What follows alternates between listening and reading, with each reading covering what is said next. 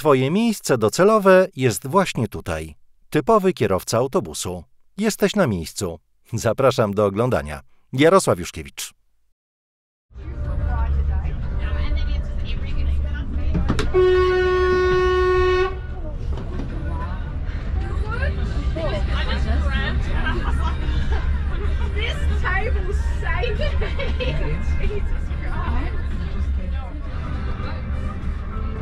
Ostatnimi czasy w Francji nawiedzają strajki, protesty. No i taki było tym razem. Rolnicy protestujący poblokowali autostrady. I o tym właśnie jest ten film. O tych dziwnych objazdach na początku na A6 od okolic Dijon. Potem trochę z dalszego odcinka znowu A6. Wszystko pomerdane, wszystko poplątane. Czas pracy na styk. Prawie się udało, że tak powiem, zrobić wszystko. Niestety czasu starczyło tylko, żeby dotrzeć do hotelu, więc całe zwiedzanie Paryża przełożyliśmy na dzień kolejny. No i o tym jest ten film właśnie. Nudne, ale ciekawsze znacznie niż autostrady francuskie wioski.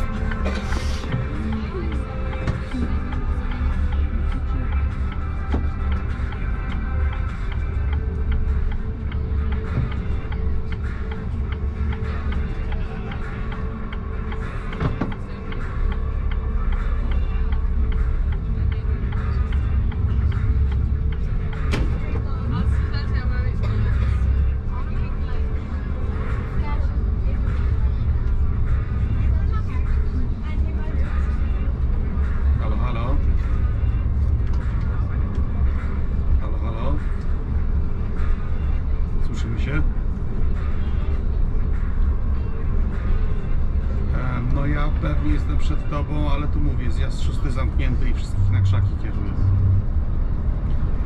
Aczkolwiek my staliśmy na tym serwisie, wiesz, tym co się latem jeździ. Nie, no ten właśnie, ten wcześniej. Z McDonaldem to jest ten Besancon. A tam, no więc do tego Besancona właśnie krzakami się jeździ, więc w ogóle nawet tam ten odcinek autostrady jest nieprzejezdny. Więc nie wiem, jak ty jeszcze masz tam możliwość, czy tobie nie lepiej będzie zjechać na ten serwis. Wiesz, może się coś... A, no to my przed chwilą wyjechaliśmy z Zakota właśnie, no to widzisz. To może ci się tam jeszcze coś ci się jeszcze zmieni, jak wyjedziesz. No.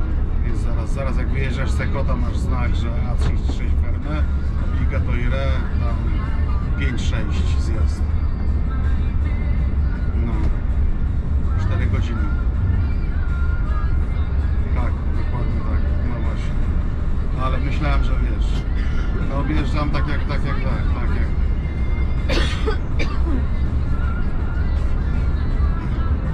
Nie, dlatego, że jak jest znak, że 6 jest obligatoryjny, ja zjechałem 5, to wiesz, od razu na drogę wrzuca boczną, a 6 tam przez wiochę się trzeba przeciągnąć. To ja tutaj zjechałem jeden wcześniej, więc ja nie wiem, co tam jest dalej. Tylko wiesz, są te tablice postawione, że ferma.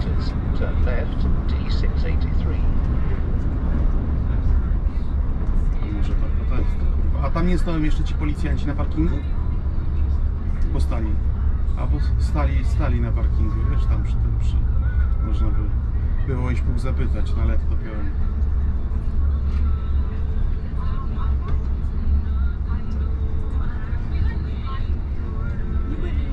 No to ja mówię, ja zjechałem jednym wcześniej.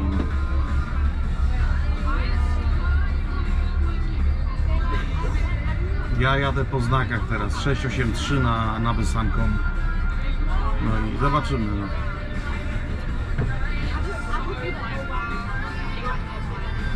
No.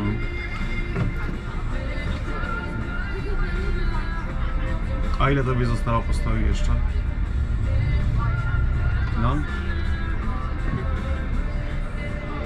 A, czyli tam 45 minut i tak dalej.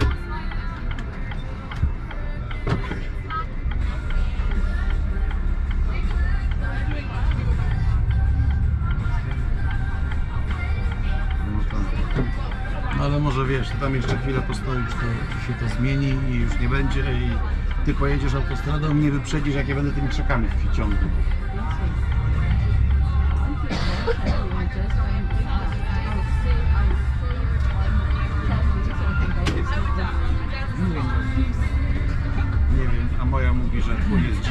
chyba tu jest problem, wiesz, że oni się po prostu nie lubią.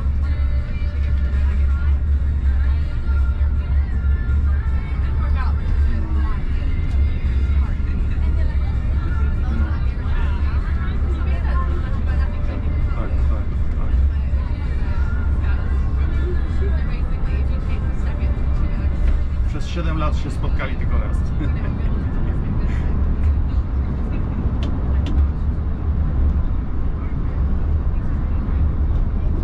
Ja też się zdziwiłem, szczerze powiedziawszy. Niech jej będzie. Mi to tam, wiesz, różnicy mi nie robi. Specjalnie. No, dobra, smacznego. Nałączam.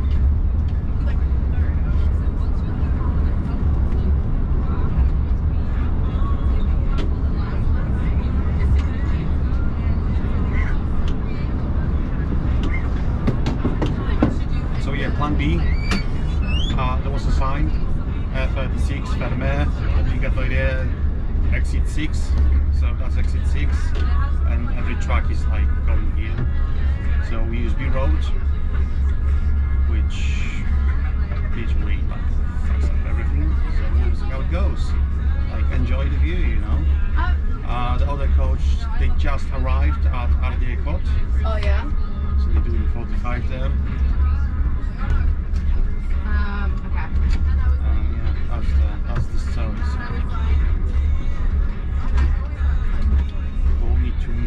we may need to do like extra stop on our way anyway, because to our next plant service station it's 3 hours 40. Okay. And you need to fuel? I need to fuel there, yeah, but the problem is, you know, like people may need to use the toilet. That's the thing. Yeah. I mean, they can still use the coach toilet, but we'll see how it goes. Like we're driving. We'll do what we can with what we've got, because there's it's part of an adventure. I know, everything was going too smoothly. The Rhine River, you know. Is it the Rhine? I think so.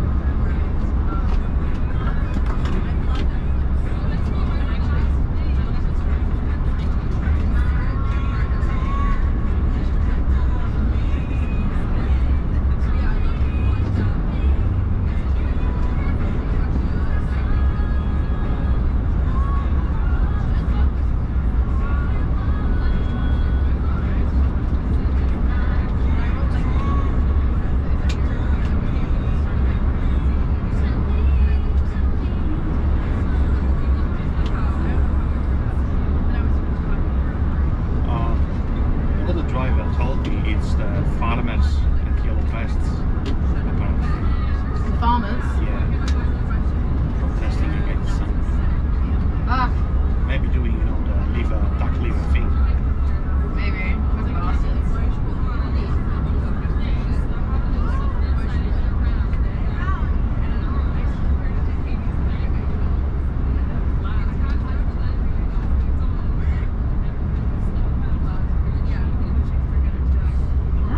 That's the motorway. Can we see anything? Any traffic?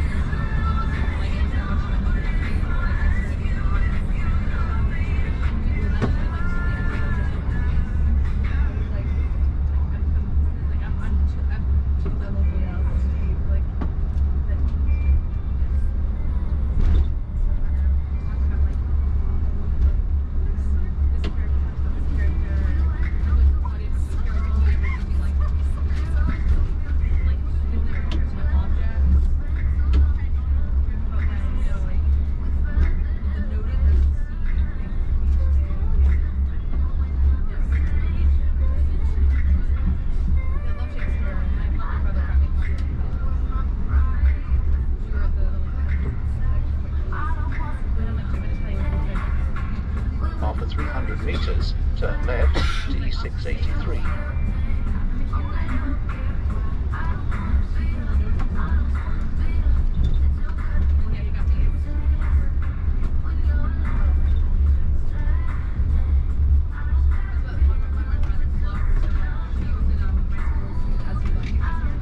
Turn left.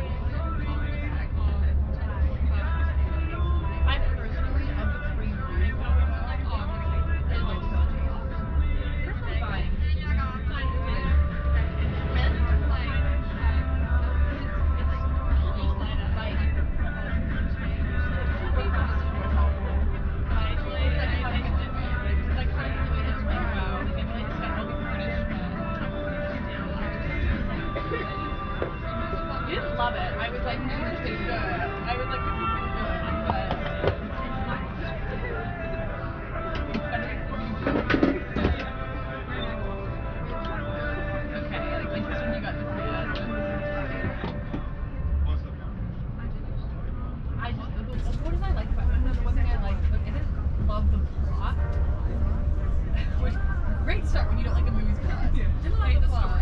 Hate the story. The vibes. The sheer vibery of it all. It's enough to make you get into it. Like the sheer energy of them being like, I don't know, I just kind of interested coming to the original series, like, oh, so it's like they reversed the.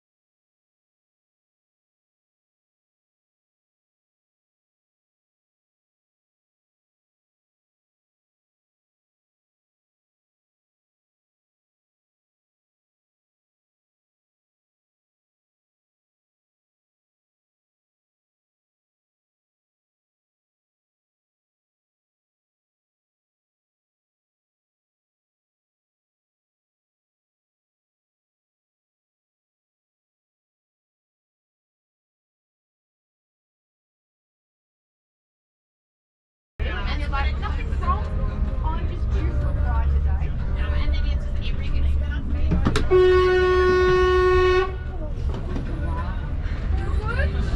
I just grabbed and I was like, this table's saving me. Jesus Christ. No, like, I feel like people don't, like, oh, thank you. A lot of things, not just judgment. You take it seriously. It's not like excellent. Oh my God, just the high school. No, like, no one. Sorry, you watched the Trouble with Tribble? You know, they were these little stereotypes. Almost like, I don't know, there's a wiggle. It's like so big. And like, I definitely like. No,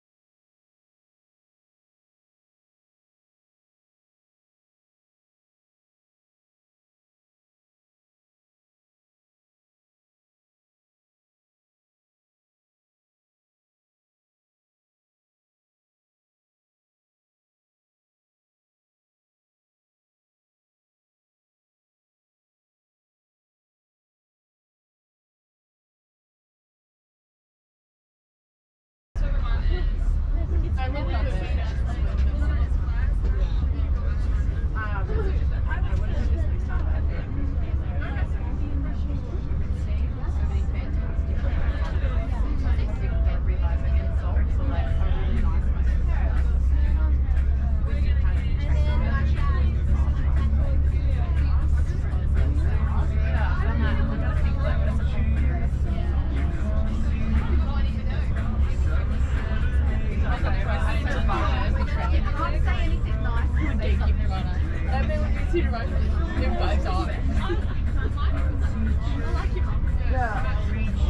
Alright, Jordan. Tell me.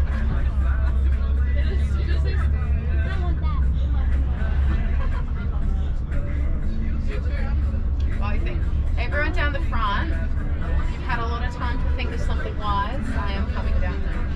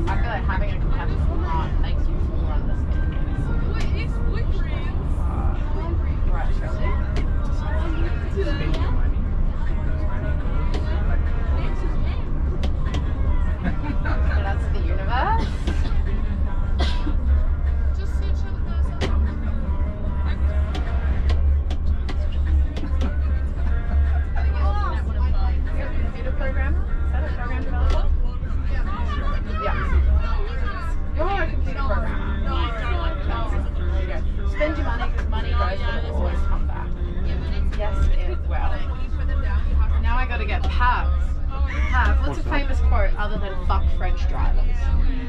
Never order a blue cheese cheeseburger at French services.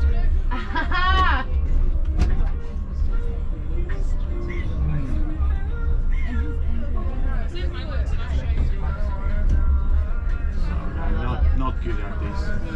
No, it's okay. That's a good one to remember.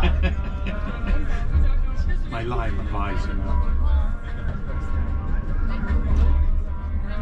Slow traffic on D683. Traffic jam ahead between Jednak and D683. Or it could be something like never show your weakness when you drive around Arc de Triomphe. That's a good one as well. Okay, so I'll show you how I do it. Now, firstly, I like to make sure that... It's French kids are weird. So what I do is... What is that for? Is it meant to remind people that children could be crossing? Yeah, like What in to the scare drivers, which game you know? is this?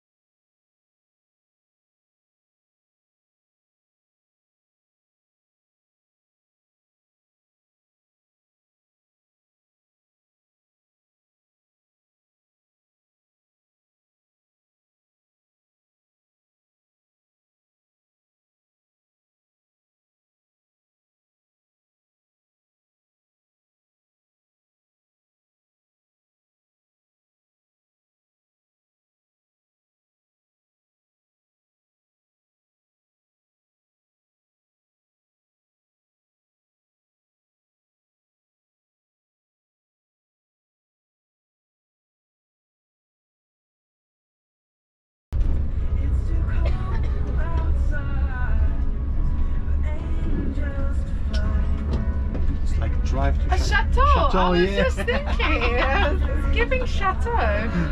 Chateau vibe, yeah. You get to see how the real French people live their country life.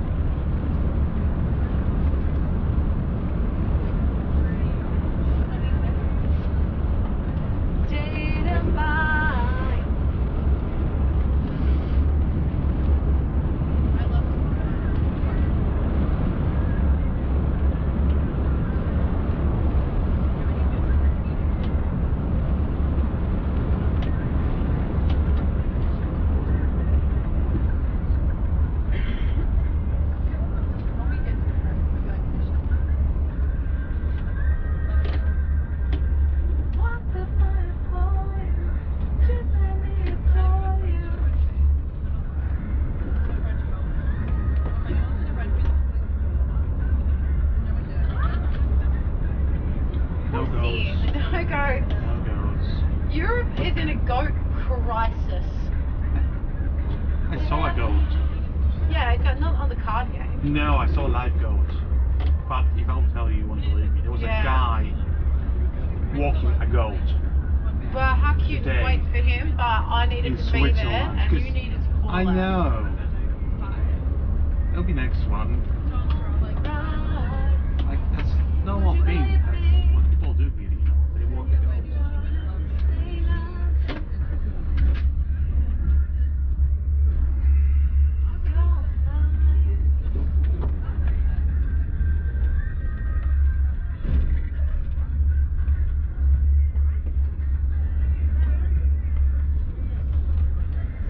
Having a little trouble. After 300 meters, turn left. Let's go.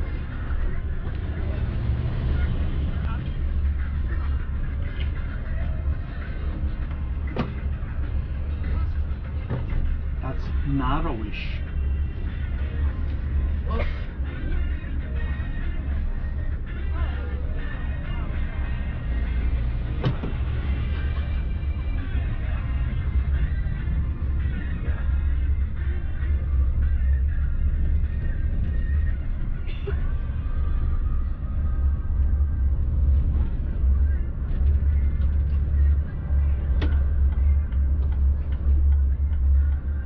Turn left.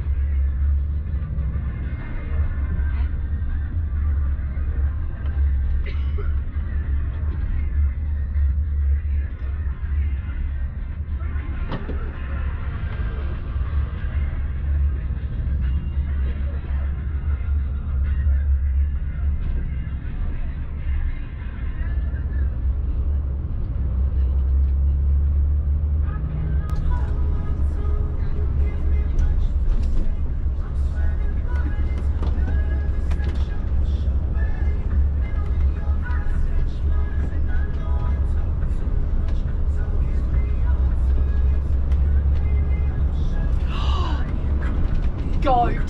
Where? Goat. Yes, goat. No, I got it first. No, yeah, but you need to have other ones as well. I have all of them now. Fuck. Yes, please. High five, I won. I can't believe. Well, you should. Since why day you said, one, we were looking for a goat. I got a boat. I didn't get a float. Fuck. They're proper goats too, hey? I just told you 5 minutes ago. Serendipity, hey?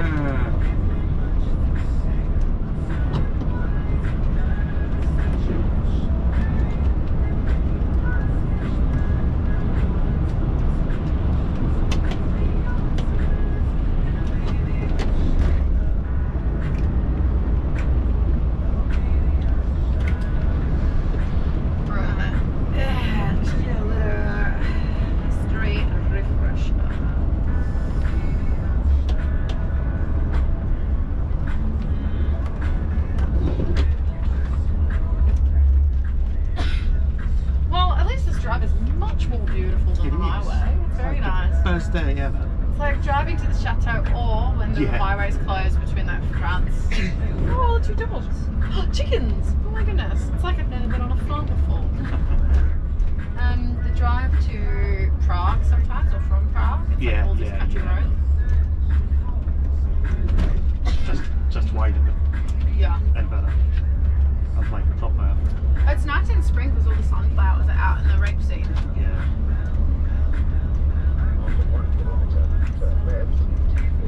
Not too much traffic on the motorway. Like not a Is that single still car. going to be closed? It should be open from the next exit, like we joined. Oh, brilliant. Oh, that's one of the farmers. Yeah, they were protesting. Oh! Lols.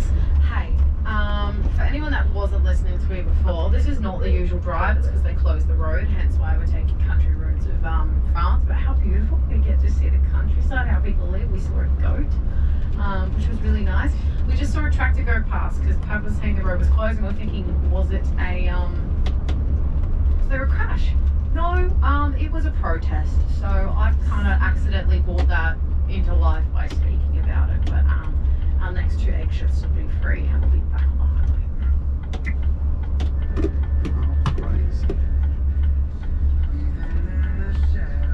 Turn left, 486.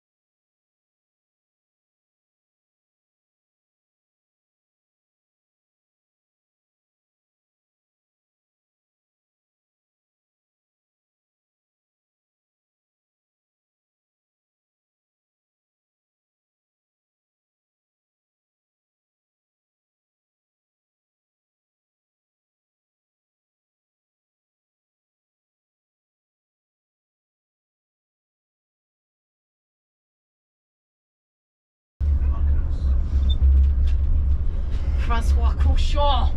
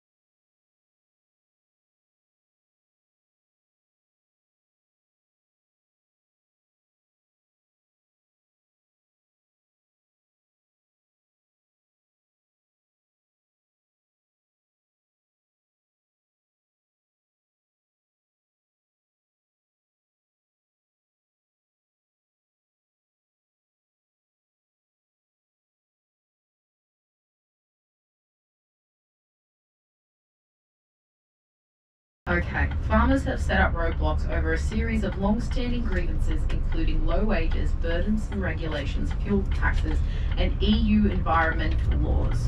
And this is the first test. So France got a new Prime Minister 2 weeks ago. His name is Gabriel. He's the youngest Prime Minister they've ever had, the first that's openly gay.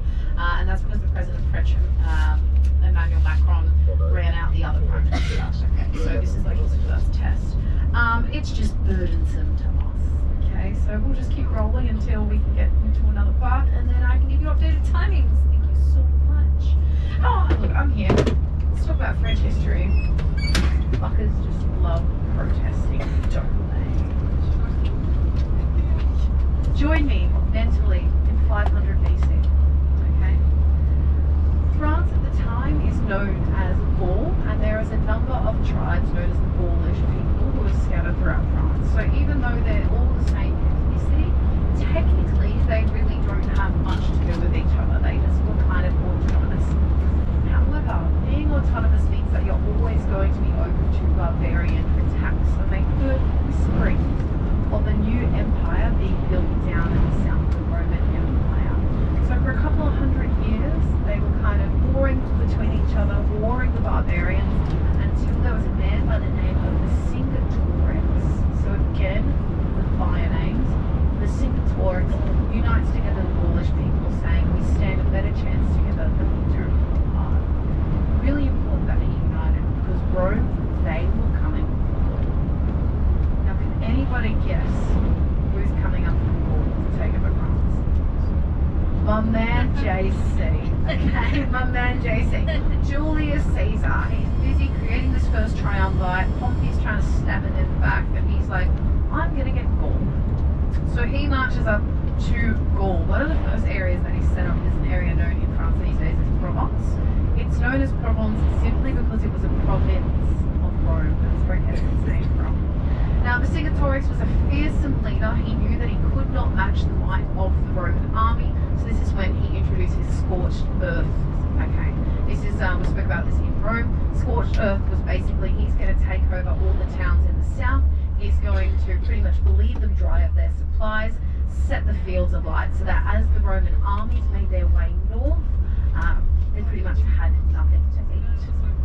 So, for the Roman army, under my man JC, he decided to outsmart them, basically took up shop in a small town and waited for Vercingetorix to pretty much get confident, come and surround the town. And that's exactly what Vercingetorix did. He came, he surrounded the town, and then JC brought in his secondary army and surrounded Vercingetorix. He's fighting at his front, he's fighting at his back. He has no way to defeat the Romans. So they end up taking Vercingetorix. They keep him prisoner for 6 years until he gets strangled on stage in front of the Roman public. If you get a chance, just be quiet.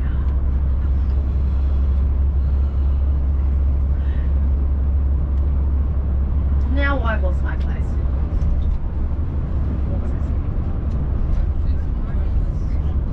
Vercingetorix is strangled. Amazing. And all of Gaul falls to the Romans. Now, this isn't terrible. Okay, the Romans brought with them their technologies. We've got piping, we've got aqueducts, we've got roads, we've got the Romance language as well. So they bring Latin to the area, and that's why French and Italian and Spanish and Portuguese, they all sound very similar because they're all derived from Rome. They set up a town near where Paris is now, and it's known as Letitia, and even Letitia to these days still has Roman ruins all surrounded it. So if you're wondering if Paris kind of looks a little bit like Rome in part, those are original Roman. Now, when the fall of the empire happened, all these different tribes came through and started overtaking, and it wasn't until the early 8th century that we started to see a new king of France arrive. So the Frankish tribe took over most of Gaul, and there was a man by the name of Clovis, who, very similar to Vercingetorix, got most of the Frankish tribes to come together, and he was kind of the first king of the Franks, and this is where we get the name France from the Frankish people. Now, after Clovis, we had Charlemagne. Charlemagne was a massive man. It is believed that his foot is actually the measure for a foot, okay, in like American style measurements, okay? His foot is the measure for it. He was a big Christian king. He wanted to drive out the pagans, and he had a way of converting people, either by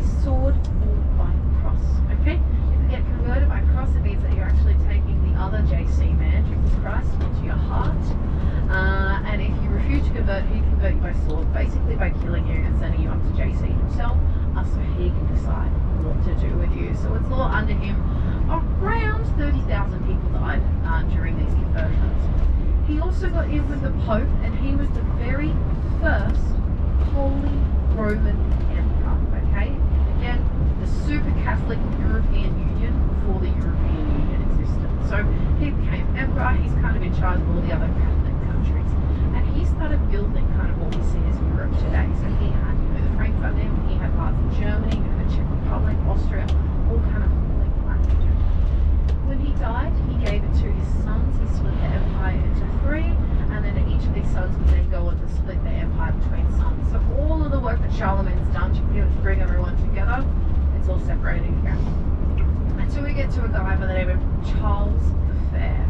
And the lovely little rhyme, Charles the Fair had no heir. If you're not punching out male babies, nothing good is going to happen to your family line. So everything that he could have worked for, all of a sudden, up in smoke. But who's going to rise to the top? Well, there was somebody that was promised. It was kind of the brother of one of his cousins was promised the throne. Okay, his name is Will of Normandy. He is a Viking who moved to France, who was technically French, that would then go on to marry into English aristocracy. But then there were other French people, such as Philip of Anjou, who also felt that they deserved the French throne. Then you also had English people that thought that they deserved the French throne. So a great example of this. There was, what was her name? Eleanor of Aquitaine. Eleanor of Aquitaine, lovely lady from a noble family in the west of France. She owned a lot of land. And this lady's got to get married, as all of them had to do in those days. So she gets married, married for a little while, decides she hates her husband, okay? She's not allowed to get divorced from him because they're all Catholic, and he's basically overtaken her land and is being a right prick. So she ends up going through all of their family timeline, finding out that they're vaguely related, and ended up taking this all the way to the Pope, saying that their wedding was incestuous and that it should be annulled. The Pope actually said yes, okay? So all of a sudden, all of the lands go back in her name, and she's just kind of like mincing around, seeing what's good. Meets an English aristocratic man, ends up marrying him. All of her lands go in his name.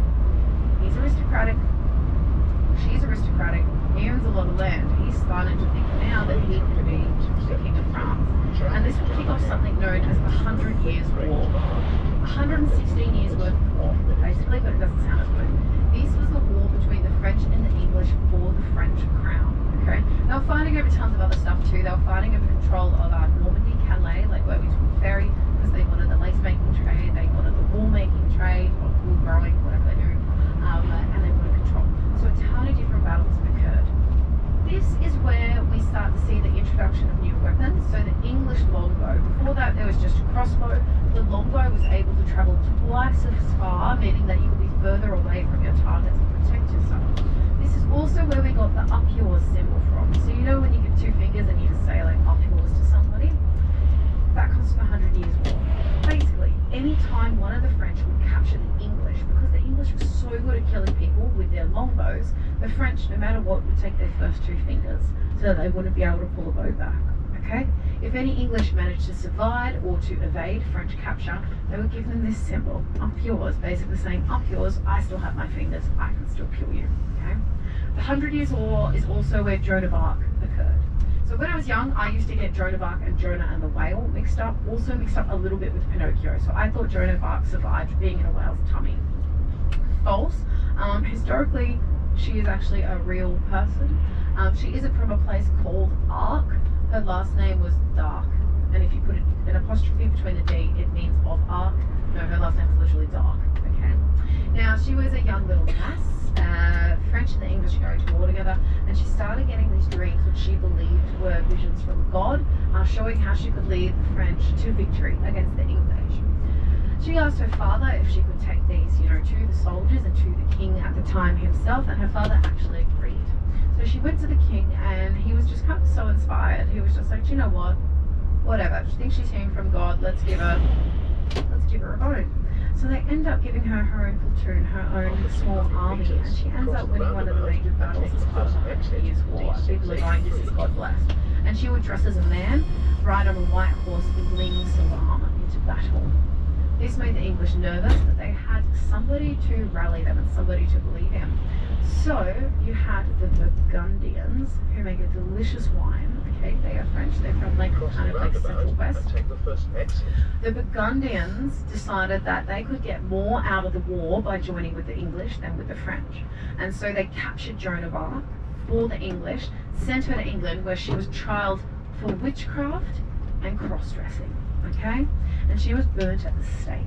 It was the only thing that didn't burn on the stake was her heart, but because of her sacrifices and because of her strategy, she was actually able to take France to the head of the wall. Okay, and so they ended up winning and having a Frenchman on the French throne. Go figure. Now we're getting to like the 14th century now. A few things are happening. We learnt about this in Germany. So the Reformation, the Protestant Reformation. So you've got my other man, Martin Luther, over in Germany. He's studying the Bible. He wants to make the Bible in German. He wants to print it out. People are poor, they're scared, they're paying the church money. No one believes in the church anymore, but they do believe in Jesus. So the Protestant Reformation explodes. What ends up happening from there? In France, the Protestant Reformation is taken up by a man named John Calvin and another man named something Hugo. Don't remember his name. So in France, people who follow Protestantism, they're generally known as Calvinists or Huguenots. Okay. Now at the time, this would pretty much create huge fighting in Europe, you know, across the way, because a lot of kings and queens retained their power because they were Catholic and they were in the pocket of the Pope. All of a sudden, if people are turning against the hierarchies of the Catholic Church, not the Bible, just the way that they have bishops and riches and all this stuff, your kings and queens are going to lose a lot of their power. So at this time, there was a lady by the name of Catherine de' Medici. Okay, we learnt about the Medicis in Florence. She married into French royalty, and when her husband died, she was the regent queen, waiting until one of her sons and daughters was old enough to take the throne. And she was like, we basically need to quell all of the fighting that is happening here in France. She was staunchly Catholic. What she wanted to do was marry her daughter. There's two names, one's one and one's the other. Let's call her Marie. She wanted to marry her daughter is correct though, to marry her daughter Marie to a prominent Protestant, okay? And they choose an aristocratic Protestant. His name is Henry of Navarre. So when they had a big wedding, it was going to be at Notre Dame Cathedral. She had instructed her personal guard. She said, look, I want people to understand that we're marrying together Protestants and Catholics, but I don't want people to think Protestants are equal to or better than us. So can you please make a show of killing his personal guard? Okay? Something got lost in translation. So at this wedding, it would go down as the St. Bartholomew's Day massacre. Over 300 people were slain by the guards, all of them who were Protestant, and in the ensuing week, another 3,000 people were killed in these huge fights between the Protestants and the Catholics, just in Paris. So again, we're going back to George R. Martin, the guy who wrote Game of Thrones. It is thought that the famous red wedding scene was based off the St. Bartholomew's Day massacre. So the red wedding scene is when the Starks are pretty much all murdered when they're marrying that gross family. I'm not sure who they were, that are meant to be their allies, okay? So that's what was thought to inspire it. Henry of Navarre was looked up. He wasn't murdered. He managed to sweet talk his way out by converting to Catholicism, okay? And he played the long game. He didn't trust Catherine de' Medici, and he wasn't interested in marrying Marie de' Medici either. So he played the long game. And then by the time a few years have gone past, Catherine ends up passing. In this passing, it ended up being not Marie, but her cousin Anne, who would take the throne. Henry marries Anne. Pretty good. Takes off his Catholic cape and is like, haha, this entire time I've been Protestant. My first degree as king is to introduce something called the Edict of Nantes, which basically means don't bother me about your religion. You can be whatever you want to be, just don't tell me about it. So everything is perfect. He rules for a long while until his son comes to power. This begins the times of the Louis. There are 4 Louis. They are not Louis 1, 2, 3, 4. We start from Louis 13. Okay, I don't know who the other 12 Louis are before that. Louis the 13th came into power when he was quite young. He was pretty upset with his mum trying to meddle in his ways, so he pretty much excommunicated his mother from the court and decided to have a cardinal help him make all the decisions. This cardinal's name is Cardinal Richelieu. If you think Cardinal Richelieu sounds familiar at all, you might have seen the Three Musketeers. Historically, the Three Musketeers were a real thing, basically. It was something that Cardinal Richelieu created as a private guard for the king when he was travelling, and their weapon of choice was muskets. So they weren't the guard when he was at his palace at the Louvre.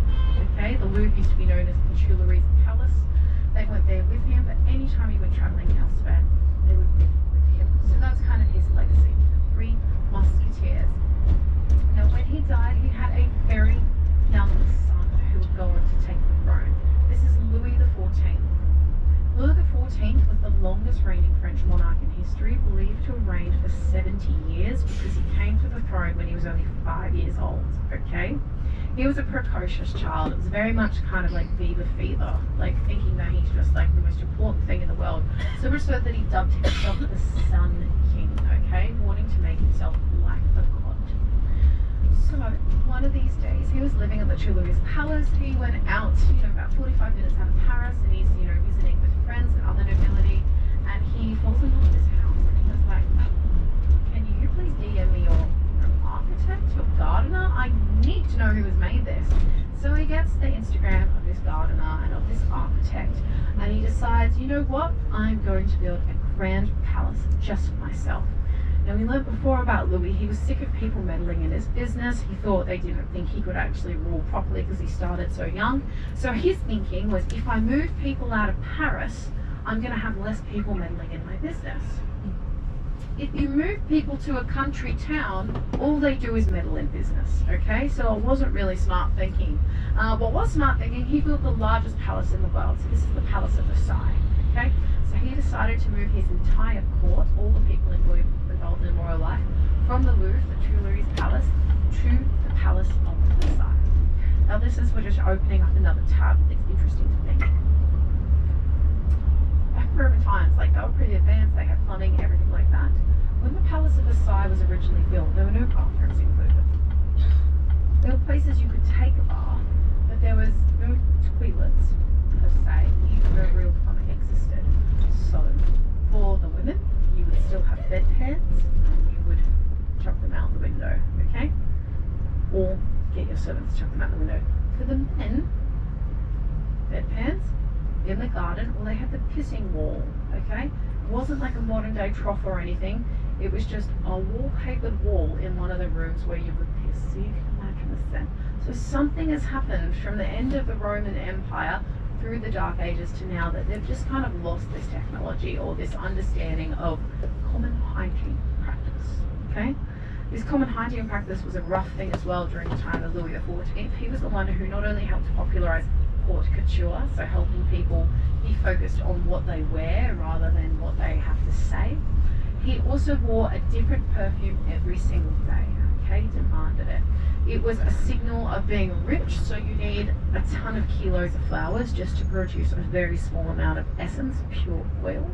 He wanted a different one every day because he reeked. People in these days believed that diseases were spread by water. So you can imagine the hydrophobia that they would have. They wouldn't ever want to take baths. It's why they wore such elaborate underwear as well. So women would wear full body shifts, all the way from their wrists to their ankles made of white. It wasn't for modesty, they've got enough layers. It was purely so that their skin wouldn't touch their nice clothes. So they would have their understuff get all gross. They would use powders and perfumes to try and cover it up. They absolutely smelled. Louis XIV, he had a lot of mistresses during his time. He was known for, again, bringing the Palace of Versailles, being the longest reigning monarch. And by the time that he died, it was actually his grandson that overtook him, okay? Louis XV. Louis XV will go down in history as being a great friend of America, because when the Americans decided to throw out their tea bags and try and claim independence, the French were like, fuck the English, let's get amongst this. So they started funneling French money into the American independence movement, okay? So this is when we start to see the tides turn against France. All their money is leaving the country. Louis XV had great military expansion. He created the École Militaire, which was the main military school in Paris, which Napoleon would eventually go and take. So he's still on the throne when his son, Louis XVI, takes a wife. His wife will be none other than Marie Antoinette. Marie Antoinette, one of the last daughters out of 16 children of Empress Maria Theresa of Austria, so one of the most powerful women in the world. But because she's one of the youngest daughters, Maria Theresa hasn't really bothered with her education as much as her other daughters. She's seen and done it all before. So poor Marie Antoinette was almost like at a disadvantage by the time she came to France. She didn't know the proper ways to act in society. People felt that she was a little bit uncouth. She wasn't even allowed to have her favourite dogs brought over from Austria. She had to have French dogs. She couldn't eat her favourite cakes from Austria. She had to have French cakes. It was said that Louis XVI was indifferent to her. Perhaps she wasn't his cup of tea, and potentially he swung the other way because their marriage was not consummated for years because of problems in the bedroom. The reason why they know this is because back in those days, once you get married, you would literally go to your marital bed and you would have all your important advisors stand at a little balcony on the side of your bed to watch you have sex and to make sure you've consummated your marriage. So people from the start thought this was a little bit of a doomed wedding. Marie Antoinette also didn't gain favour from the court because she refused to acknowledge the mistress of Louis XV, who was still the king at the time. And this was seen to be a great and utter insult to Louis and also to his mistress. Because Marie Antoinette didn't believe in the ideas of taking mistresses and thought that she was just common trash. Until the tide started turning so much against Marie Antoinette that she was forced, like literally begged by her husband and forced to speak to the mistress, and simply she said, "There's a lot of people in Versailles today," and then she vowed to never speak to her again, and this woman lost favour because everybody else stopped speaking to her too. She was thrown out. When Louis XV dies, Louis XVI takes the throne, but he has inherited a few problems. Tons of French money have gone towards the American Revolution. The people are tired. The people are sick of royalty having whatever they want. They cannot afford bread. Marie Antoinette isn't very well loved. People think that she's a pompous princess. She even had her own miniature palace built on the grounds of Versailles where she would go and play poor people. So it just shows how completely far removed they are. So unrest starts to unfold. France is running out of money, and so Louis XVI decides to call for a meeting of the three estates. The three estates are the first estate, the clergy, so the people of the church. The second estate is the aristocracy, so these are the rich people and the nobles. And then the third estate is everyone else. Mind you, the third estate represents 90% of the population.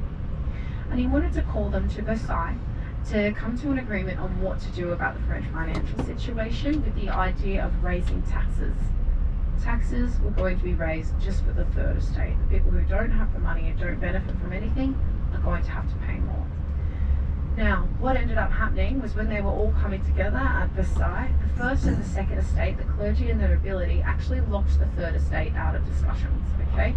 They had a big meeting room, completely locked them out. And this third estate wouldn't take it lying down. They were like, absolutely not. We get to have a stay. We are not going to leave here until we come to a solution. So they tried all around the Palace of Versailles to find a room or a place where they could meet together. And the only place large enough to hold them was the tennis court. And this is where they swore the tennis court oath. Basically, it was a declaration that there should almost be some type of diplomacy and democracy within the monarchy, okay? So basically saying that kings and queens cannot have absolute power. There needs to be a representative of the people underneath. And this is the tennis court oath. Now, Louis XVI actually agreed to this when they were eventually able to bring it to him. He agreed to this and he appointed somebody that would represent the third estate in a stronger way. However, after a few weeks passed, Louis found that he was representing the third estate a little bit too much, and he had him killed. And they found out about this and they were not happy about it. They were trying to come to a solution where the monarchy could be involved, but there was more power for the people. The monarchy were not having this, okay? The people soon found out that there were plans that the monarchy were trying to leave the country, so they demanded they come from Versailles to the Tuileries Palace, back to the Louvre. And this was where Marie Antoinette and Louis XVI, Louis XVI were held. This is also what occurred when we saw the Lucerne Lion Monument. Again, they were trying to plan to escape, and so the people came and stormed the Tuileries Palace. The Swiss guards ended up defending all the entrances and exits. 600 of them slain. Louis Maria Antoinette were captured once again, and people wanted to show that the time of the monarchy was over. They needed a massive event, and this kick-started the revolution. What we had was the sans culottes. Sans culottes without pants. Without pants, the aristocracy used to wear really fancy pants. These people did not, so this was their name. They wanted to bring down a symbol of the French monarchy. And what better way than the Bastille? The Bastille was the massive prison in the centre of Paris. To do that, they needed weapons. So what they decided to do was storm the Hotel des Invalides, which was a retirement home for retired soldiers. They stole 36,000 guns. They stormed the Hotel des Invalides, stole 36,000 guns, stormed the Bastille, overtook the guards, released the prisoners. 7 mentally unwell people, those were the prisoners, but it was symbolism, okay? They were starting to tear it down brick by brick. This was symbolic, the end of the monarchy. They gave them chances to come and meet and agree with the people. This would then start something known as the Reign of Terror. So nobody really knew what was going on at the time, but there was a secret kind of subsection of people known as the Jacobins, okay? The Jacobins are not to be confused with the Jacobites from Outlander. Very different, but the Jacobins basically believed in power for the people, death to the monarchy, and death to the clergy as well, so church people. It was an incredibly dangerous time. Both Louis XVI and Marie Antoinette would lose their heads at the centre of the Place de la République to guillotine. Guillotine was invented as the death of equality, okay?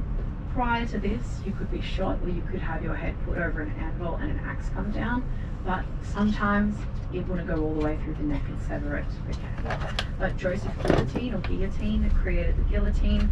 One quick swoop of a rope would release a huge razor which would slice down perfectly every time, and it was meant to be no matter who you are or where you're from, you all have the same clean, equal death.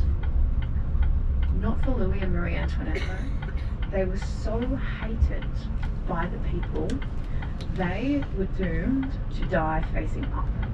So instead of putting their head down and having the guillotine come here, they were made to watch it as it came down on top of them. It's a terrible fate. The Jacobins are headed by a guy named Maximilien Robespierre. And he created this, again, it's called the Reign of Terror, you know, for years. He wanted to try and weed out the nobility. He wanted to take over their riches, and he wanted to weed out people of the church. So this is when we have a great word, the iconoclastic fury, which basically means any iconography relating to the church, any like places of worship, were pretty much brutally smashed or looted. All of the chateaux littering the French countryside have all their fine furniture, their books, everything stolen. But it was also a time where there wasn't a proper justice system, so nobody was ever properly taken to trial, so it was the perfect time to settle your disputes with your neighbours. If you had one of your neighbours or a shopkeeper that you didn't like, you could whisper to the Jacobins that you believed that they were a sympathiser to the king, or perhaps they were hiding secret information about the church. They would have their army or their police come and take this person, and they would be put on trial, where basically they were told what they were done, and they'll be sent to death. 50,000 people died during the Reign of Terror.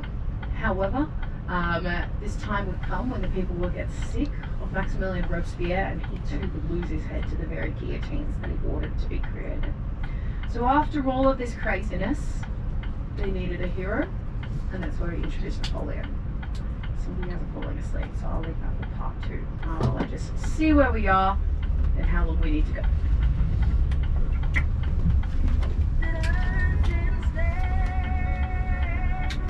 Oh, great song.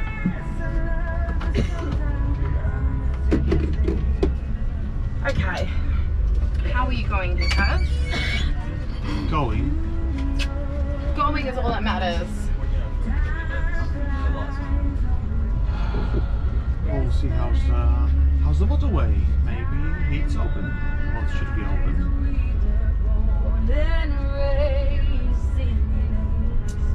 So, thing is, I don't need to fuel up at all today. Okay. Because I'm driving back to Amsterdam, like I have enough fuel anyway to do that. Yep. But I'll need 45 anyway. So just choose a 45 anywhere, that makes sense.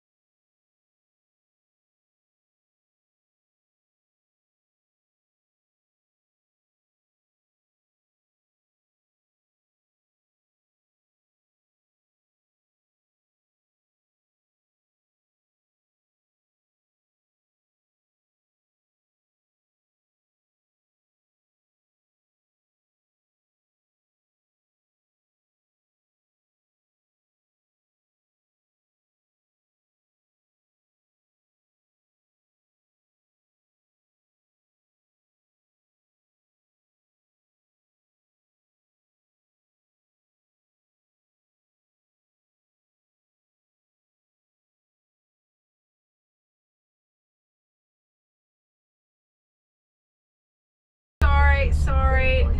I'm not going to replay that though. It's too far gone.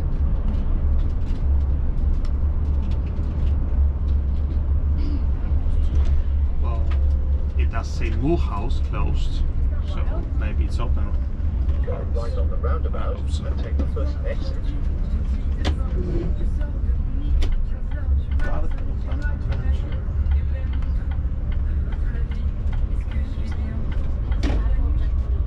After 1 kilometer, left.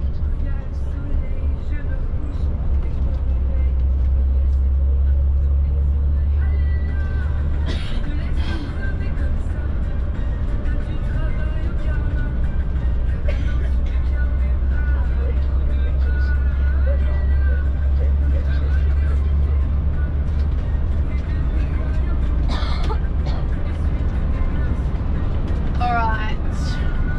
Times like these. Do you want a bookie? No, yes please. Actually, yes please.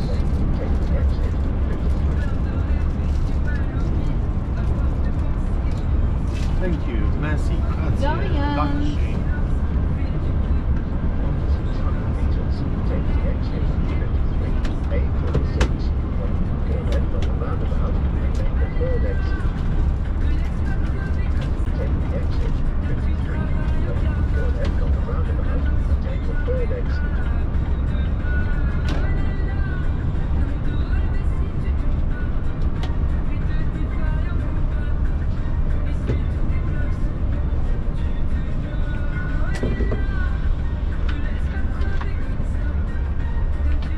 Go left on the roundabout and take the third exit.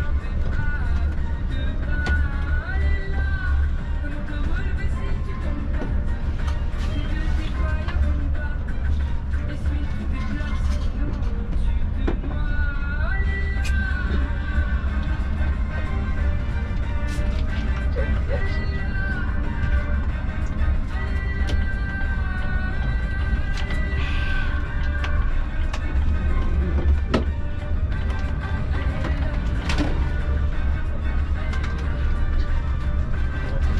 Meters, cross the roundabout and take the second exit, then pass through the toll gate.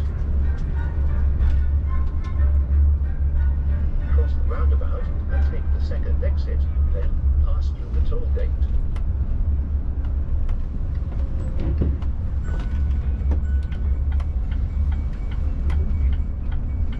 Pass through the toll gate, then keep left.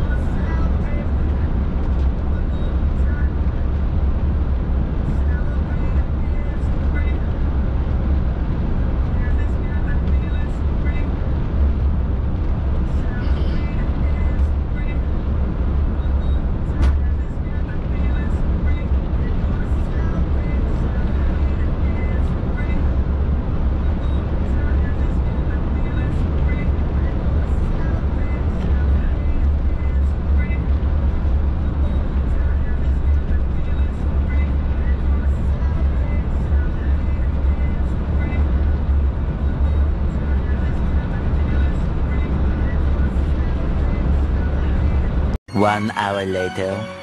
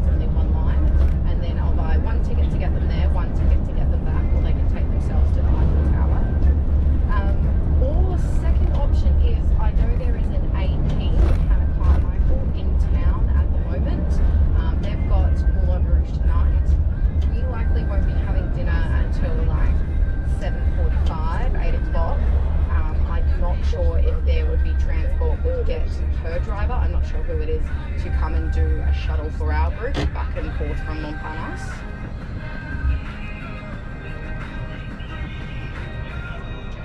Yeah.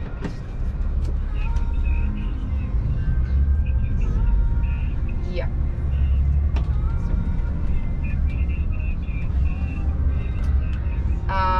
Not until like 7:30 at this point. We're on the country roads of Paris. The A6 has been closed due to the protests and everything. So yeah, we're pushing it just without. We may break the 10 hours arriving to Paris, so we definitely won't be able to get Paris. But yeah, if there's an opportunity for a shuttle to save the money and to get us to Montparnasse, potentially an Eiffel Tower drop, we can. Although we're staying at Port d'Italy, they're staying at Clichy, but the drivers should have the hours.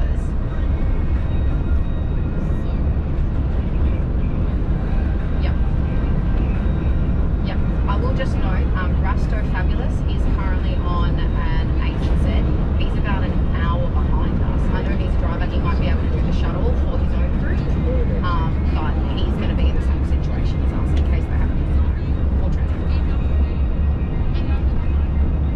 Yeah, all good. Easy, alright, thanks Holly, bye.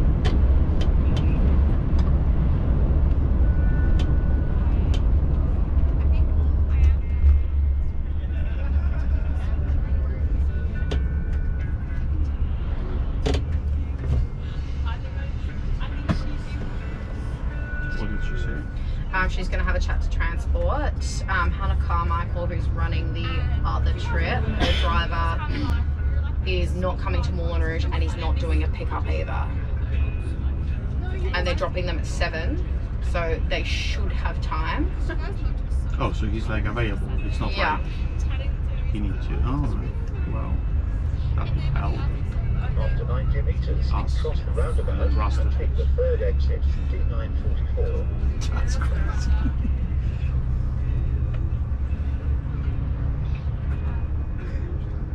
Cross the roundabout and take the third exit.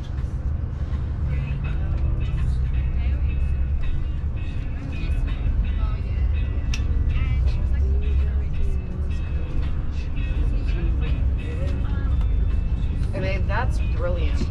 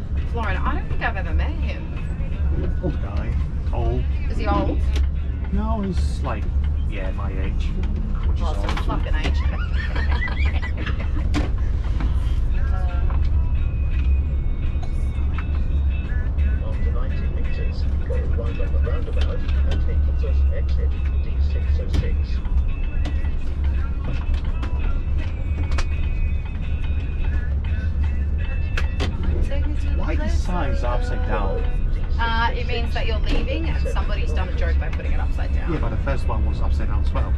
Well, it's just the funny French way, isn't it? All right. Makes sense.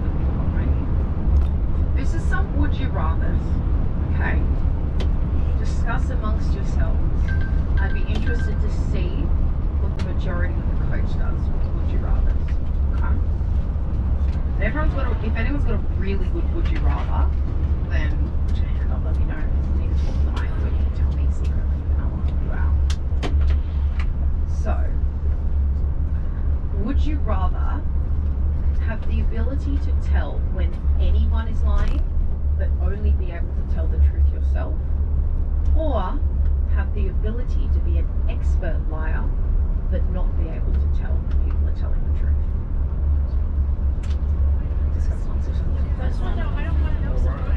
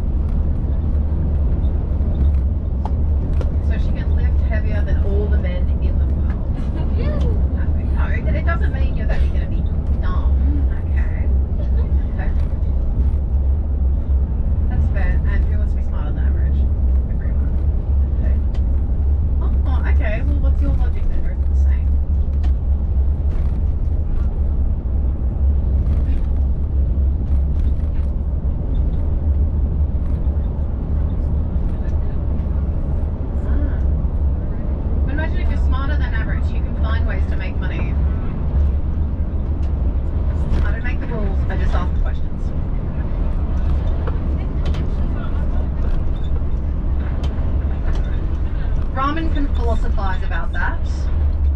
This is another one. Would you rather have a huge imagination or a photographic memory? Discuss amongst yourselves.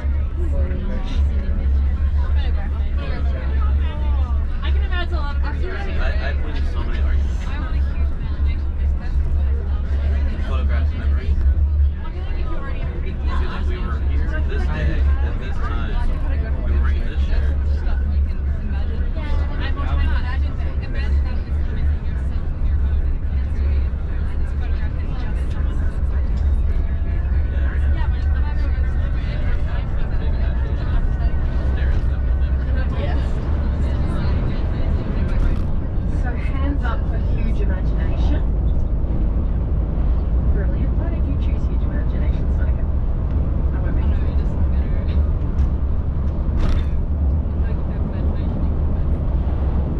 You have a huge imagination. The possibilities are endless. You can be very artistic. You can waste your time daydreaming. And photographic memory. Oh, that's the majority.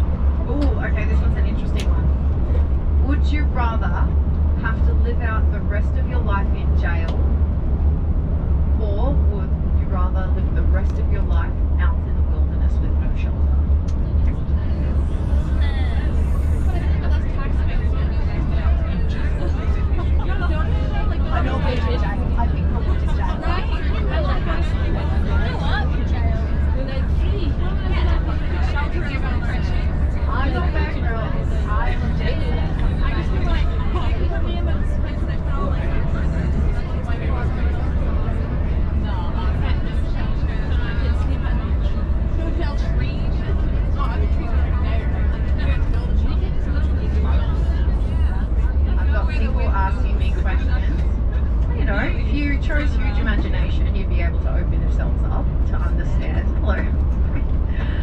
So, well, that is part of the logic. So put your hand up if you would choose jail. Okay. So some people are choosing jail to make it a Scandinavian jail because they're basically apartments. Okay. I feel like the logic for jail is you get meals per day and you get fed. Okay. So everyone gets swole coming out of jail. And you can do degrees and stuff during your time there. Who would live out in the wilderness? Okay, Bear Grylls, why?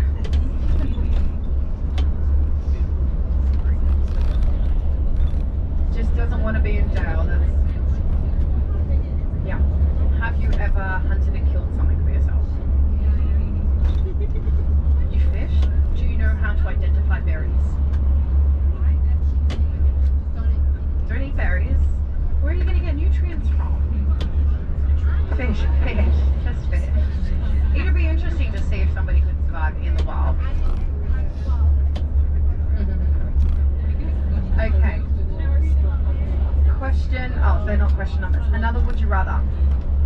Would you rather be able to speak every language fluently or have the ability to teleport? Discuss among yourselves.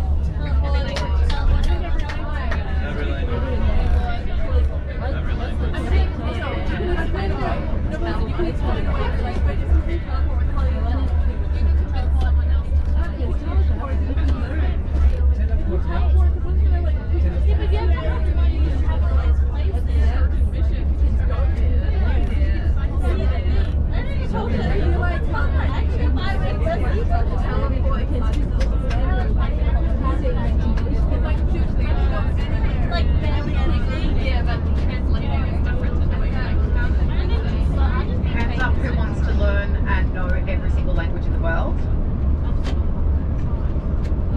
Okay. A few? Yellow, why?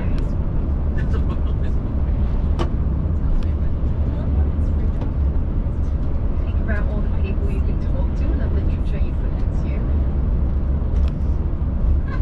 When you get your nails done, you'll know if people are bitching about you and the enemy.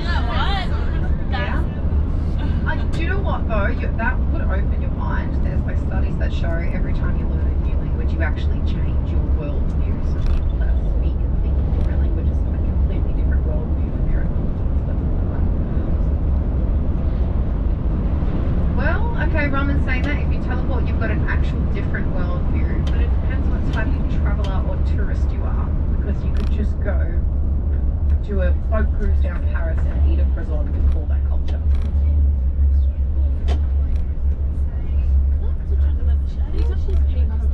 Favorite part of traveling is talking to people.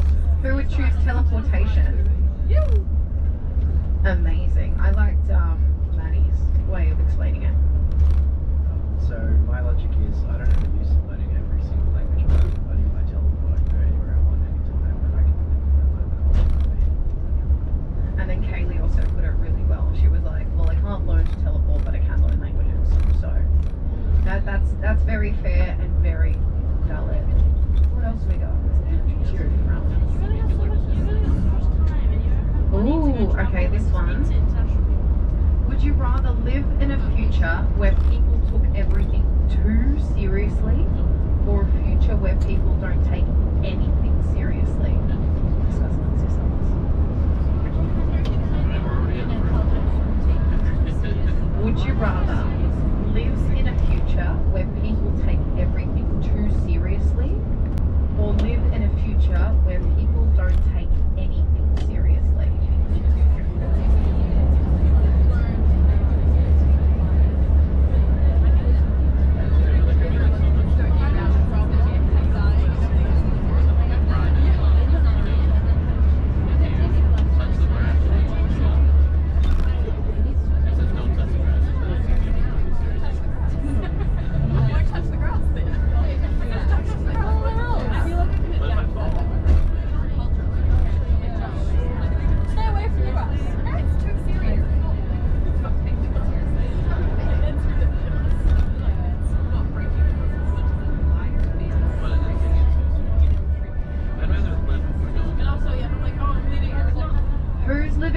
future where people take everything too seriously.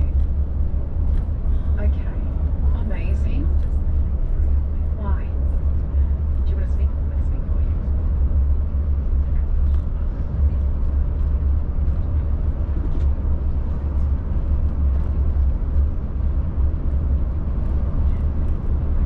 Okay, good logic. So Luke was saying, because it would be fun for 5 seconds if nobody took anything seriously, but then the world would fall apart, pretty much. If people took stuff too seriously, at least you'd be able to get stuff done. You just couldn't have a joke. Farts will always be funny though. But yeah, who would rather live in a world where they take nothing seriously? Ella, why?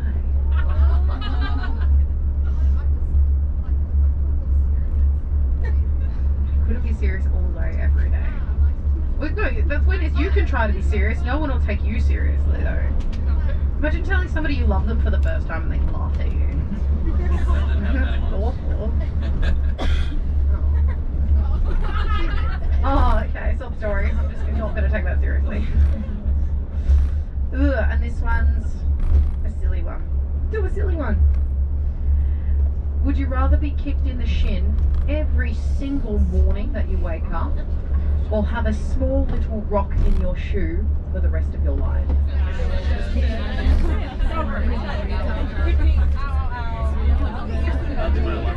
A big kick in the shin. No shin pads allowed.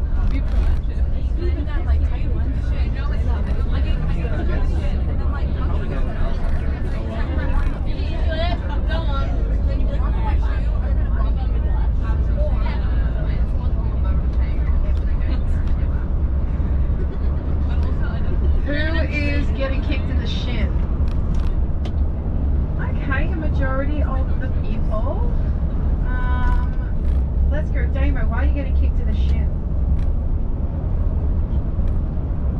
You get kicked in the shin every day by your bed anyway. You get stronger and it's okay. I was just worried if I got kicked in the shin, I'd have like a weird dent or like bruises in my shin all the time. I feel like at least with a little pebble in my shoe, if it's kind of stuck in the same place, it kind of wear down and I just get used to it. Like I'm envisioning a smooth little pebble.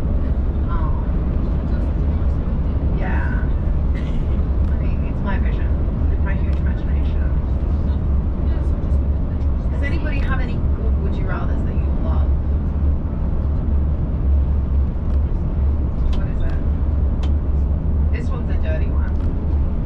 I can almost imagine what you're saying. Everybody knows this one.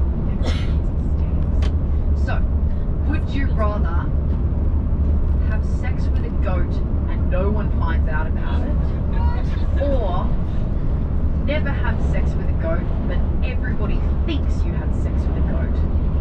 Discuss amongst yourselves.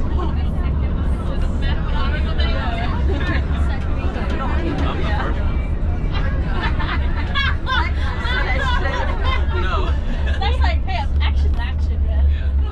Yeah. I was gonna do it anyway. Yeah, right?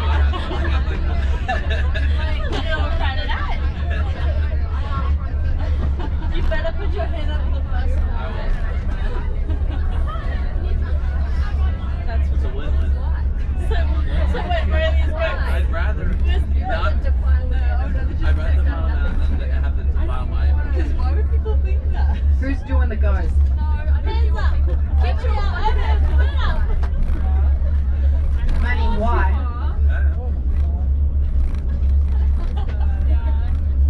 Yeah, Exactly. amazing. He would rather, the reputation is important, and he would rather just have fun with the goat. No, funny words in my mouth. And everybody who's not doing the dirty with the goat. But it's awful. People think that you do all types of stuff. There was an awful rumour in my school going around. There was one of the horse girls that she had sex with her horse. And she left school for 3 months because of it. So rumours are awful. So are high schoolers. No, she did not. People like right. I'm getting another would you rather.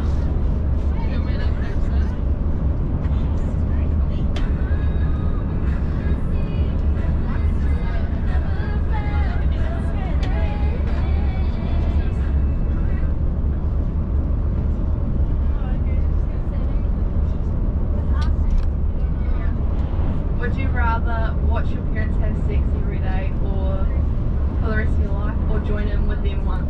That's from Jay. That's from Jay. Discuss amongst yourselves. I'm not doing that. I will have sex with you. That's like, so where's the go? Where's the go? I'm not doing that.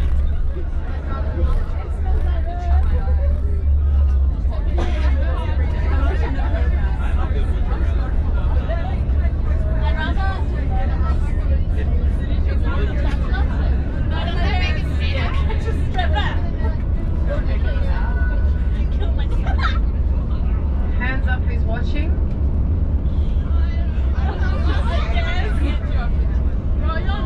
Hands up who's joining.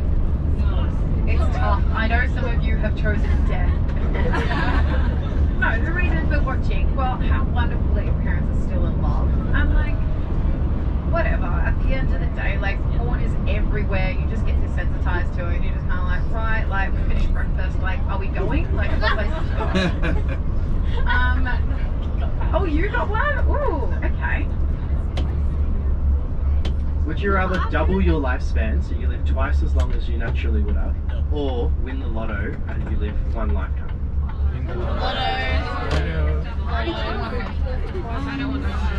That's the lottery? Yeah, but if you're not working, because you want the lottery, then that's twice. Exactly. Yeah, bam. And you don't ever have to work. You just do whatever. Also, you would still age. Yeah, I want to know what the human body is like. I don't want 2 lifetimes for your lifespan. I don't want 2 lifetimes for one lifetime. Who's living twice as long? Oh, bless you. Life's long enough anyway.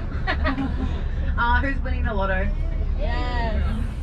Imagine, my thoughts is like, imagine living twice as long, but like, if my body stayed like the natural degeneration of my body, I wouldn't be able to do anything but be a vegetable. Okay. Would you rather have the constant ability to be able to see 10 minutes into the future or 150 years into the future? So you can do it whenever you like, but see 10 minutes into the future or 150 years into the future.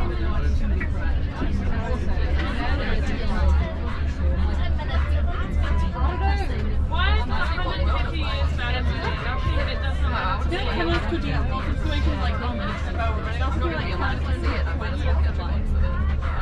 I don't want to constantly know what we know. Because you can look at the future and get an idea for an invention. You can look at something like well, I could like put things in motion for 150 years that would like, if I see it. Who is looking just 10 minutes into the future? Oh no. Amazing. Tui, why?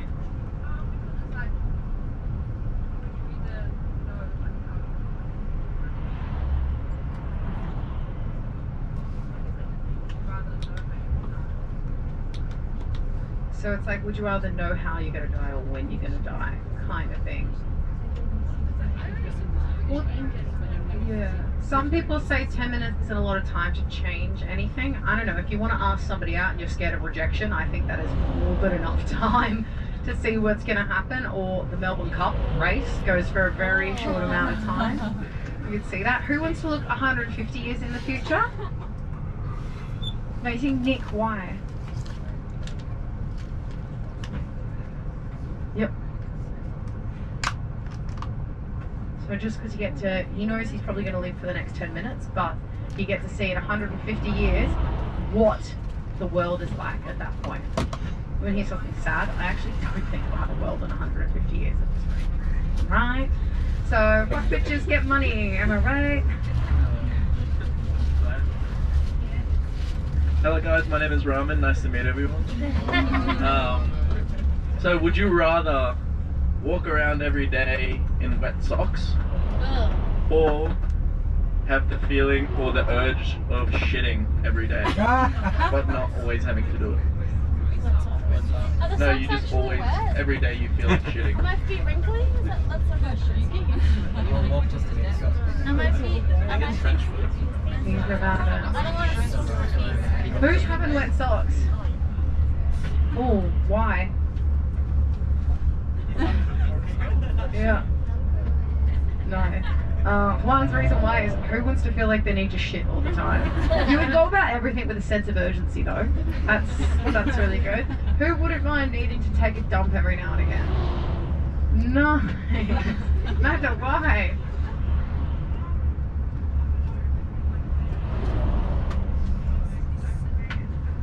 Yeah. Welcome to IBS. You'll always have stomach problems anyway, so alright, that one works. What else have I got? I've got a little talk show. There was a good one. Oh, this one's a silly one. Would you rather be forced to sing along every single time you've heard a song, or would you rather be forced to dance along every single time you've heard a song?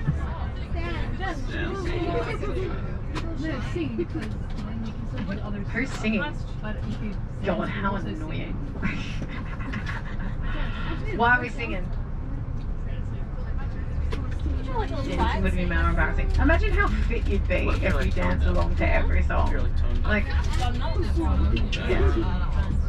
yeah, but you would. Imagine all the practice. There's no such thing as a virtuoso or someone that's perfect in something. Studies say if you do 10,000 hours of something, you'll become an expert. So, that's a lot of dancing. A lot of dancing. Amazing. Would you rather have no hands or no feet?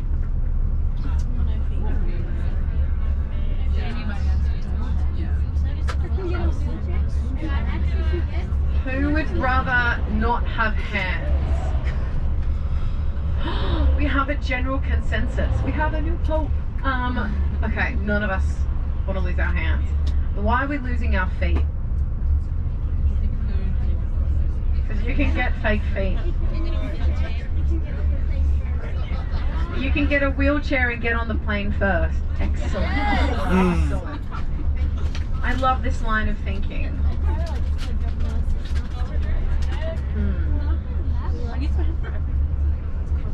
Okay. Oh, you've got one? Amazing.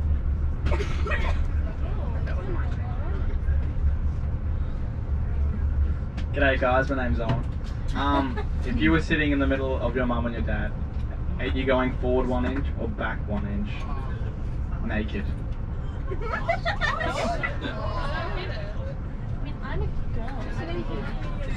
I don't understand. I think this is for the lads. I think it's for the guys. Okay, this is the last one of sexualizing parents. Alright, let me explain what he's trying to say. So you're standing, your mom is standing in front of you, facing you. Your dad is standing behind you, and so you can either go 1 foot or whatever forward into your mom, or backwards to your dad, I guess.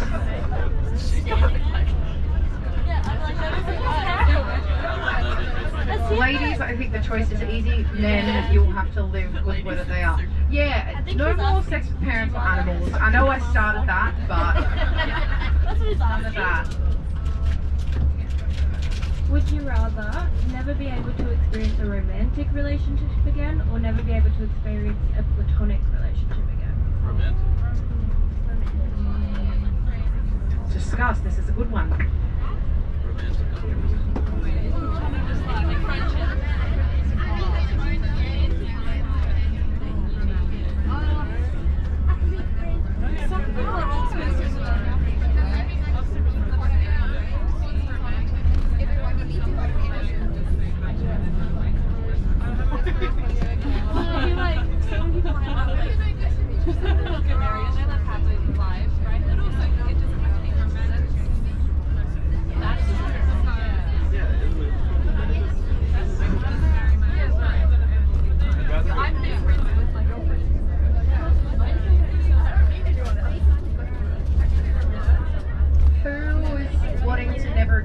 Romantic love again.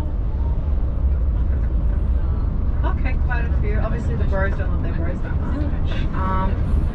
Who would rather never experience a platonic love again? Interesting. You know my logic behind it? I was kind of like,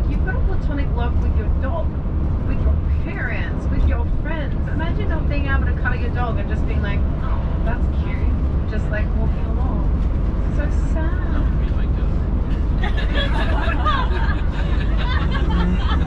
Alright. Would you rather have sweaty hands or would you rather smell like body odor? Sweaty hands. I can wear gloves. No amount of deodorant is going to stop that body odor. Yeah. Imagine like people knowing you're coming from like like that. Sometimes you walk past someone and you know they're going to smell, so as they walk past you, so you don't get their downwind. Alright. Any more? Any more? Shall I leave you to rest for a little while? Brilliant. Turn back on the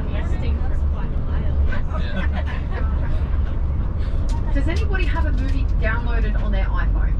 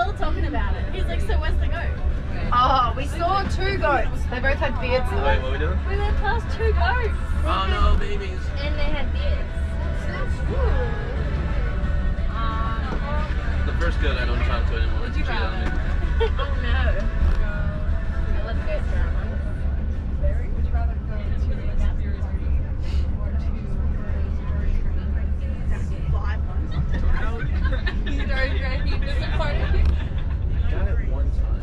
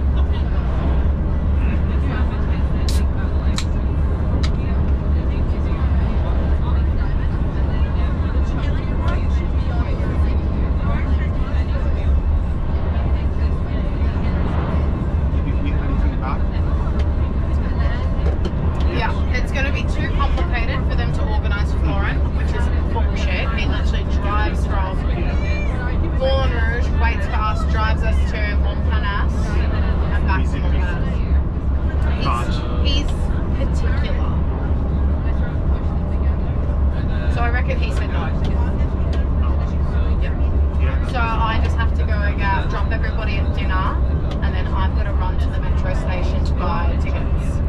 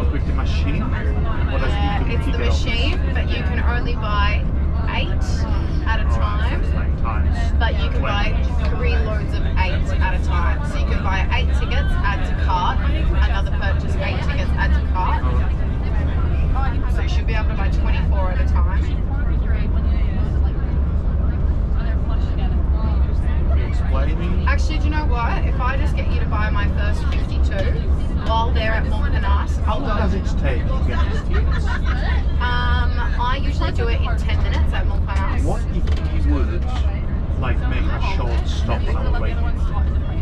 No. I'd rather go get them myself.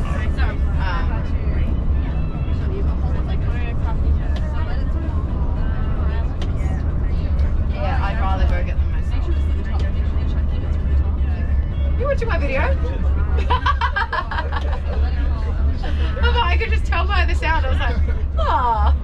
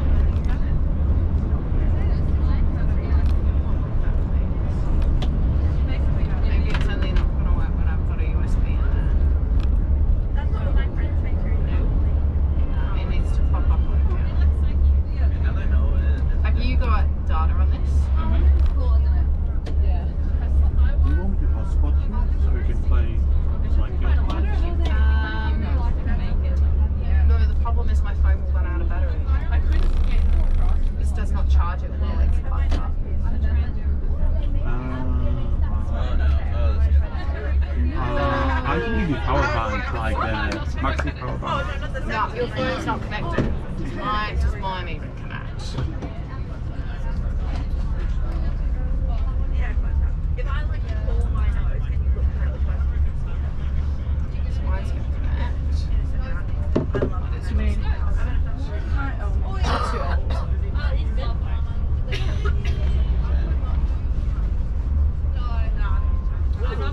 They smell so good. But I can't connect them all at the same time. It's not safe. It's not the cable But thing. I still don't have a movie. Unless. I don't like any fake ones except like this one. It's tacky. Okay. I reckon I do. Actually, it's not a hilarious funny one. Alright, Okay. Alright, so Demi's phone wasn't working, wasn't compatible with it. I do have an older movie. I can't go and download a new movie. I do have an old movie. It's Leonardo's cover. It's called Don't Look Up. So you're gonna watch it unless somebody else has a working iPhone or something downloaded. We'll play it.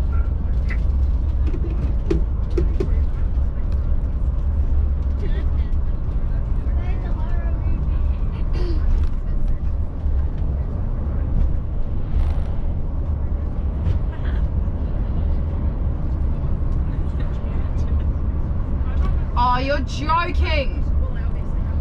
Did you look up? Here we go.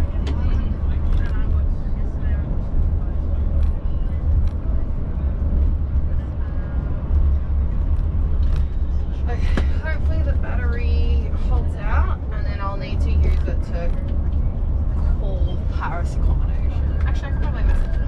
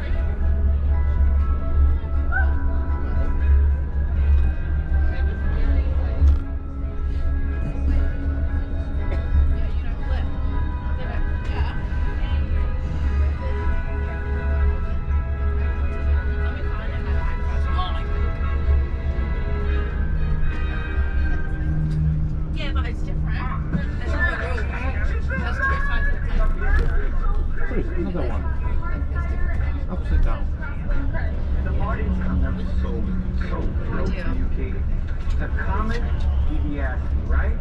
Cheers. All right. It's gotta be a word cloud coming just based on where you saw it. Probably the last time we were this close to the sun was long before human civilization. How would we find out the comet's velocity and orbit? That is a good question. This would be fun. I haven't done orbital dynamics this grad school. The question is what would Carl Sagan do? Who would take you back to first principles? The topocentric vector is rho. Kate, what are the initial coordinates? 21, 24, 13. This is fun, huh, guys? It's about the size of 27. Wow, now you got me pumped. All right. Mars in 85. Now that we have the comet's orbit, we will check the ephemeris, and that will give us the distance between the comet and planet Earth. You have to keep picking up so you never pick one. Why does the ephemeris keep getting lower and lower? This one is like skip everyone back to you.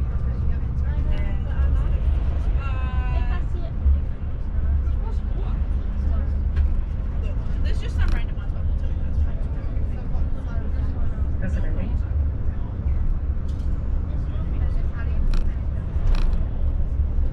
Oh, there's that symbol on both sides. So it just goes out. You know what, guys? Let's call it a night, huh? What about the rest of the decision?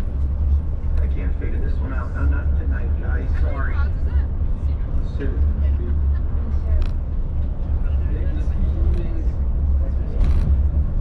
Hey, Kate. You stay.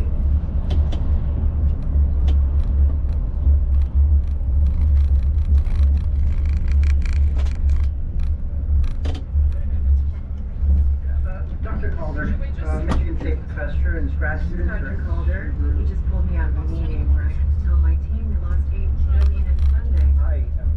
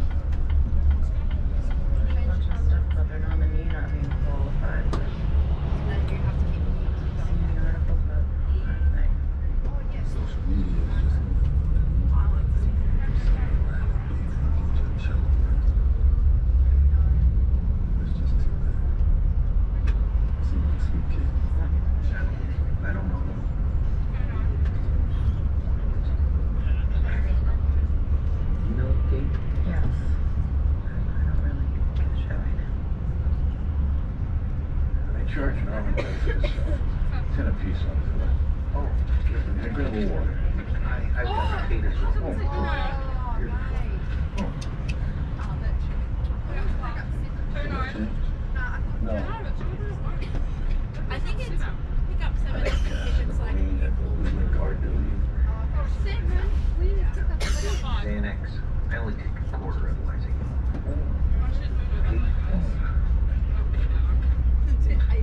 Yeah, that time I was.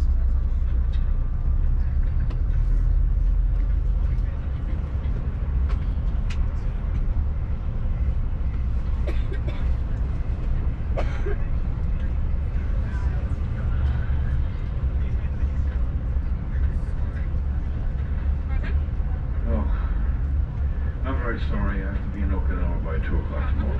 What? Are you serious? This is very We're all the natives. So you can't answer to that. Thank you. Yeah, let's do it.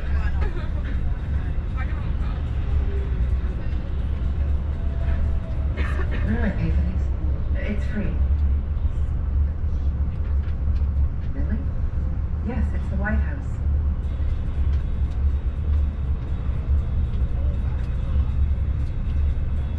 The snacks are free. What? General, they charged us for the snacks, but they're free. Oh, God. Why on earth would he do that? Hey, peeps. It's not looking like it's gonna happen tonight, and I feel horrible. So we're gonna put you up in a hotel somewhere. Excuse me, does the president know why we're here? You gotta be fucking kidding me. He must not know why we're here, right? You know. What you heard. Just be ready for tomorrow, guys. How long it took for us to get here? And then they made us wait for over 7 hours. They never even called us in. Of course they didn't call you in. Kid, have you watched any news today? No, I've been pretty wrapped up in it. Turn on your TV right now. President Orlean's in the middle of an all-time shitstorm. Sheriff Wade Conlon was already a controversial nominee. No law degree and a record of shoot first and ask questions later. You watching? But with his background as a news life model in Hollywood now overnight, the White House is in full crisis mode. I found 5 former students who were willing to go on record that Conlon got noticeably aroused when he posed for their drawing class. I have no shame in what I did. Now, should I say noticeably aroused or engorged? Because I don't want this to read like a clickbait. No, this is a real article. Kate, can I get something for you, please? Sorry. Swords today.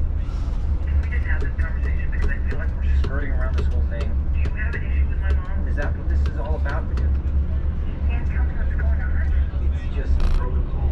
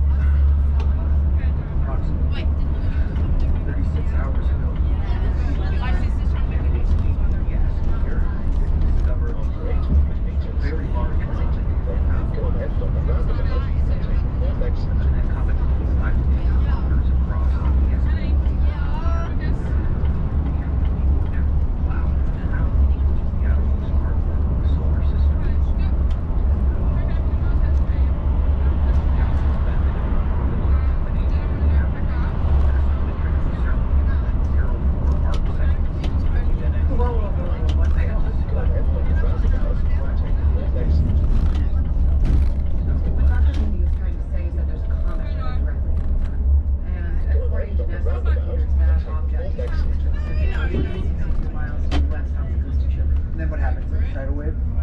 No, it would be far more catastrophic. There were mile-high tsunamis fanning out all across the globe. If this comet makes impact, it will have the power of a billion Hiroshima bombs. There will be magnitude 10 or 11 earthquakes. Your breathing is making me uncomfortable. I'm sorry, I'm just trying to articulate the science. I know, but it's like so... Well, like trying to like listen. I don't think you understand the gravity of the situation. I'm trying to articulate it the best I can. Madam President, this comet is moving planet Q. 200 meters, pass through the toll gate, then keep left. So how certain is There's 100% certainty. Don't say 100%. So we just call it a potentially significant event. But it isn't potentially going to happen. It is going to happen. Exactly, 99.78% to be exact. Oh, great. Okay, so it's not 100%. Well, scientists never like to say 100%. Call it 70% and let's move on. But it's not even close to 70%. You cannot go around saying to people that there's 100% chance that they're going to die. You know? That's some of our scientists